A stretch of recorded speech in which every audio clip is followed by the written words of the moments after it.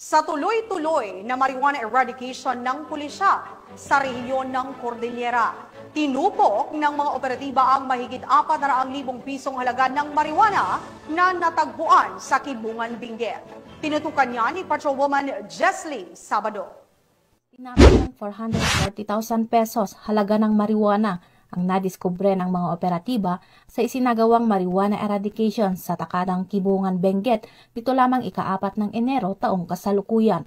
Naging matagumpay ang operasyon sa pinagsanib na puwersa ng mga operatiba na pinangunahan ng Kibungan Municipal Police Station, katuwang ang Provincial Drug Enforcement Unit, Provincial Intelligence Unit ng Benguet Police Provincial Office, Regional Intelligence Division Police Regional Office Cordillera at Philippine Drug Enforcement Agency Cordillera.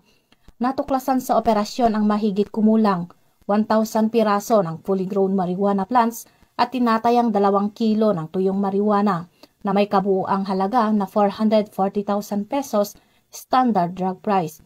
Bagamat walang nahuling cultivator, binunot at sinunog ang mga halamang marijuana sa mismong lugar, habang ang sapat na sampol ay dinala para isumiti sa Regional Forensic Unit Cordillera para sa pagsusuri.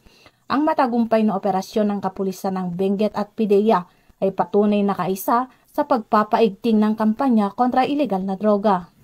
Mula dito sa La Trinidad, Benguet, ako ang iyong PNN correspondent, Patrolwoman Sabado, alagad ng batas, taga-taguyod ng Balitang Pulis.